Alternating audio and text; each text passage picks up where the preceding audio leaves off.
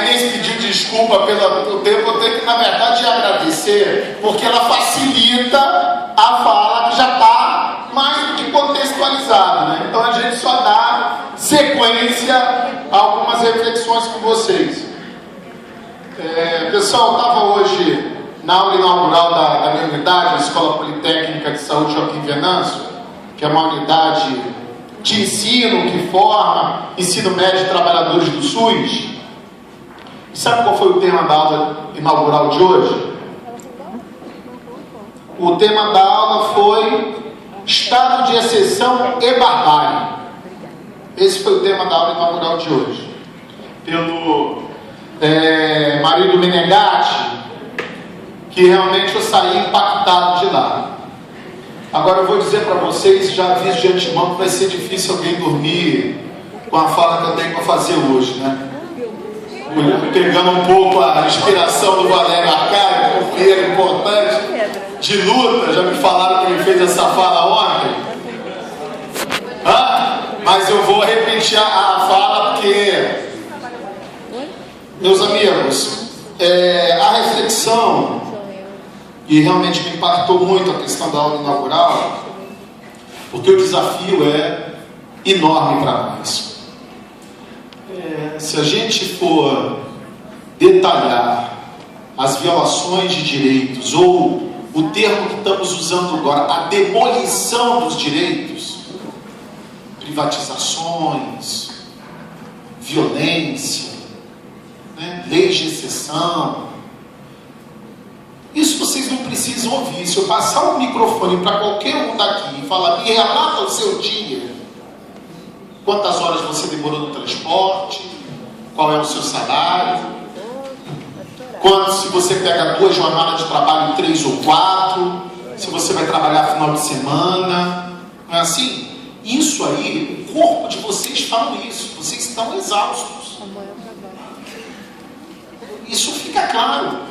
Os trabalhadores do Rio de Janeiro estão exaustos, os trabalhadores do país estão exaustos. É só a gente tem que parar para analisar se isso é uma naturalização, é isso mesmo, a vida é dura, como o Crivella falou para os pescadores.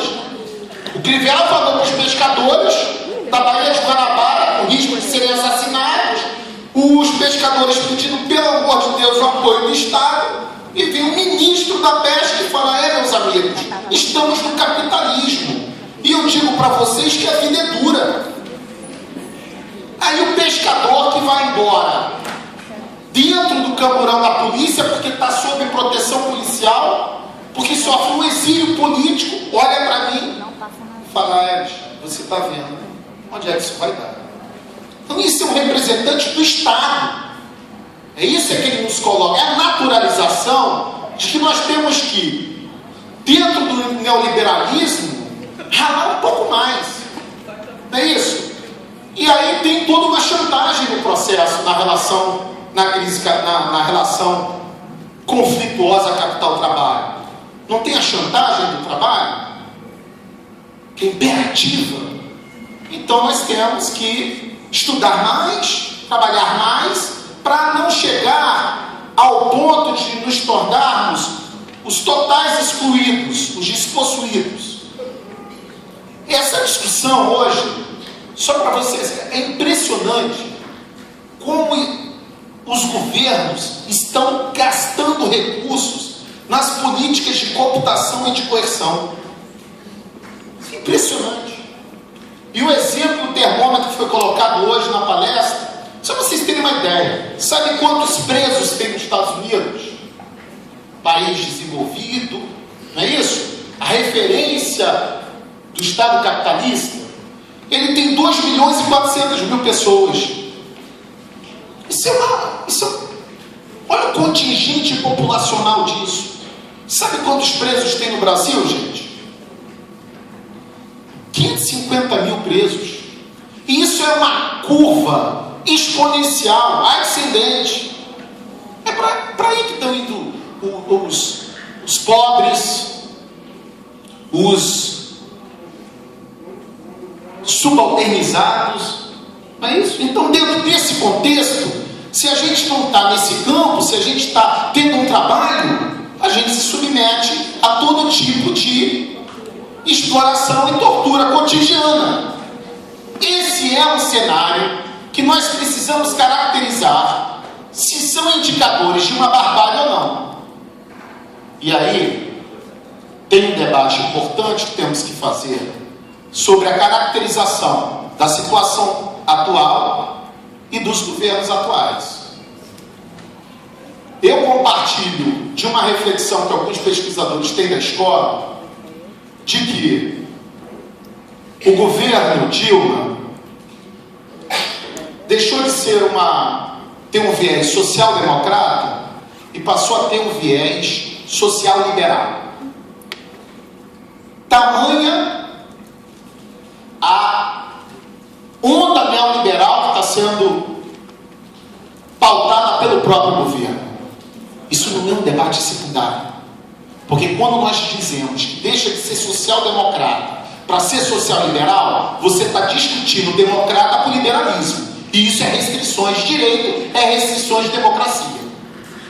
E aí eu sugiro, a primeira sugestão de livro, a direita para a esquerda para o capital e a direita para o social. Um livro muito importante para a gente discutir.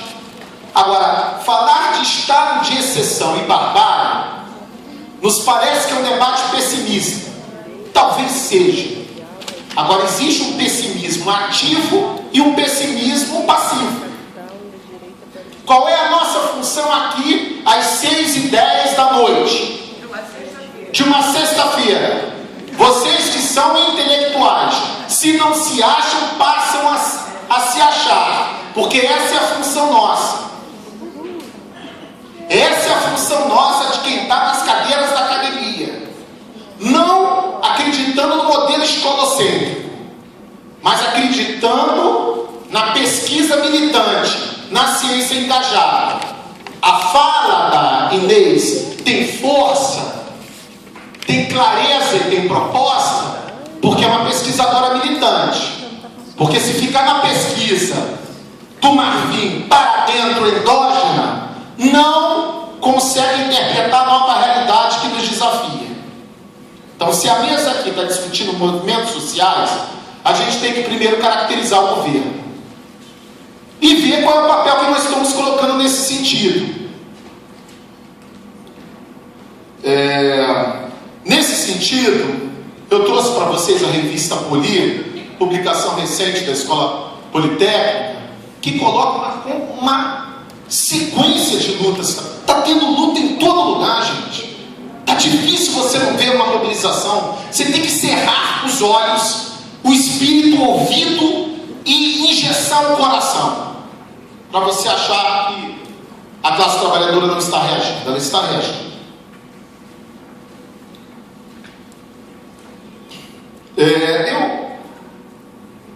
Eu trouxe para vocês essa revista que fala da discussão da Copa, que é um tema importante, e eu trouxe outra também, que é os desaparecidos da democracia. Só que essa eu trouxe pouco, então eu deixei ali, e aí eu não sei qual o critério de distribuição.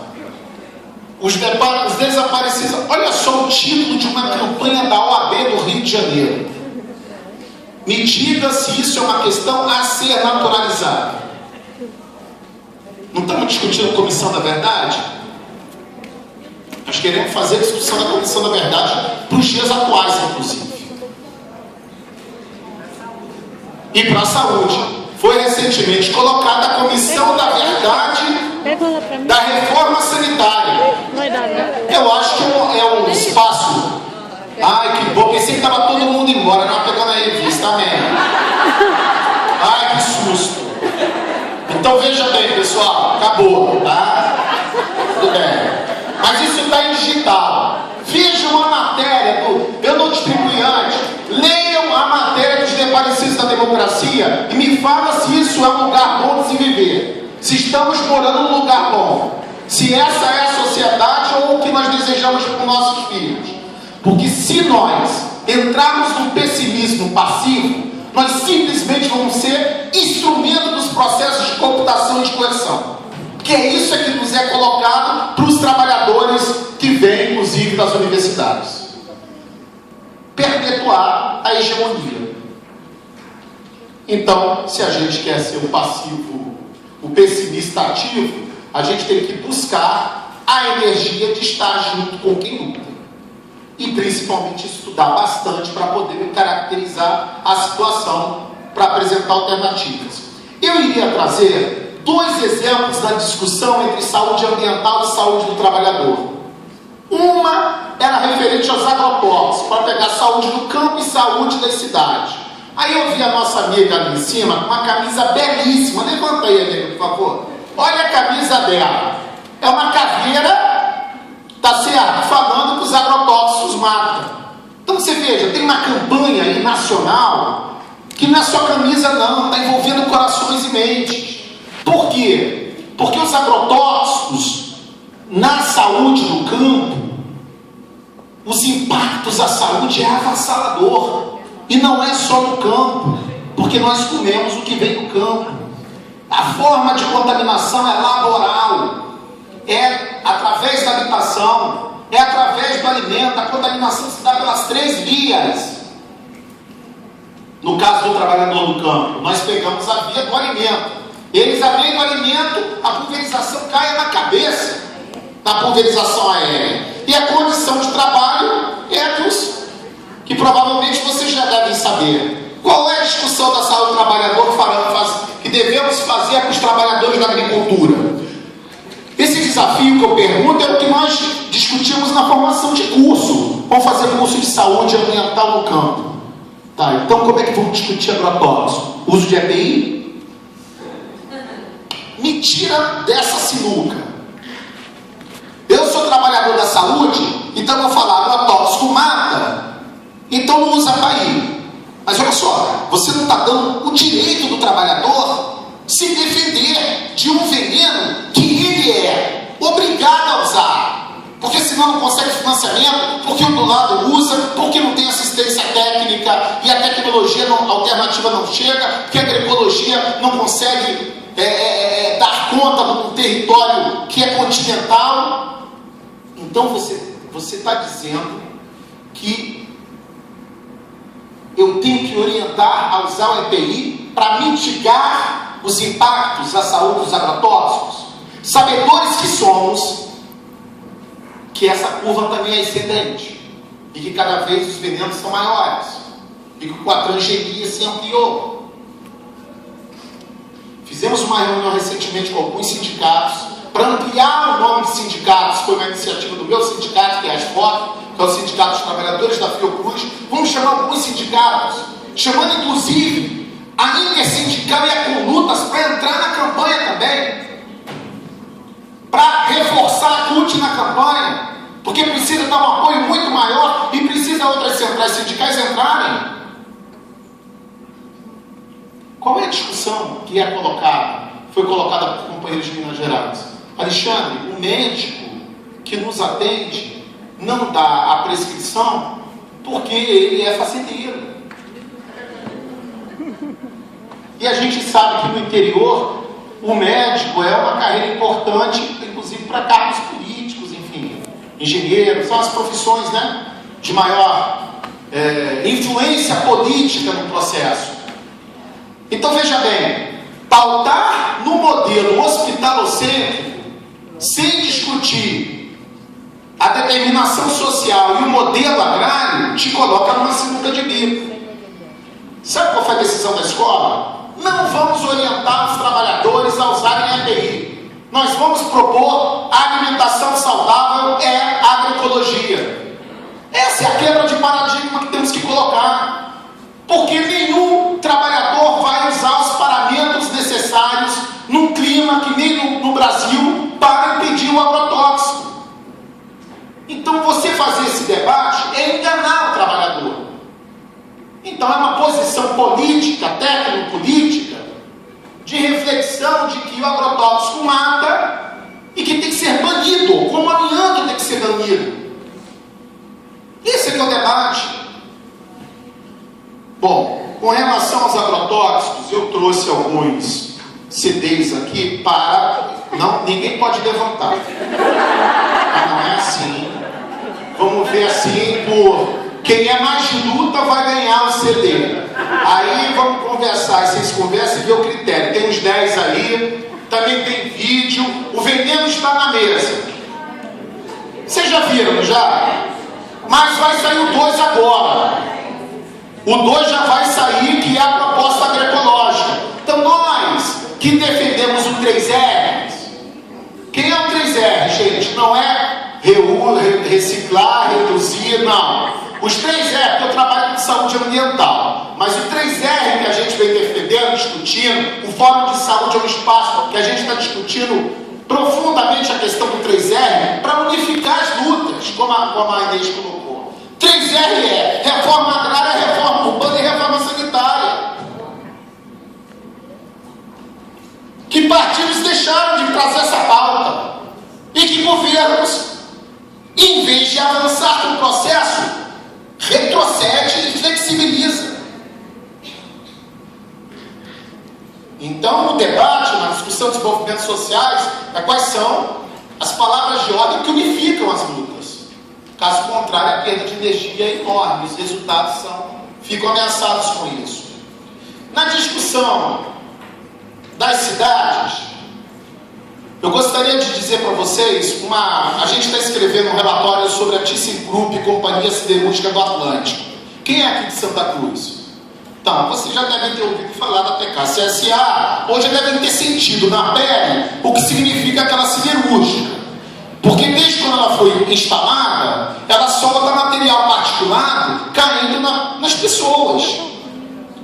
Eu quero ressaltar que essa empresa não teve autorização para construir o seu complexo siderúrgico na Alemanha. Então ela veio para onde, meus amigos? Para a África ou América Latina.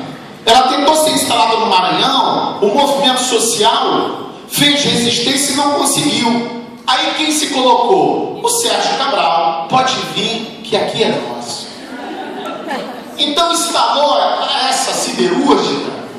E mal a siderúrgica começou a funcionar, começou a cair material particulado em tudo quanto é lugar nas pessoas.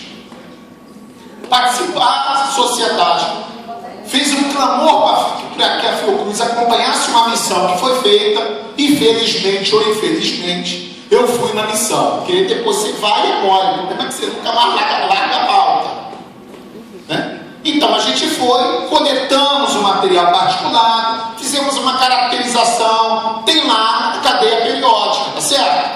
Tabela periódica está lá, os metais, tudo lá caindo no olho, na cabeça. Depois a fábrica teve autorização para o segundo alto-forno. Insistimos com o secretário do Ambiente, à época, o ex-ecologista Carlos Mink.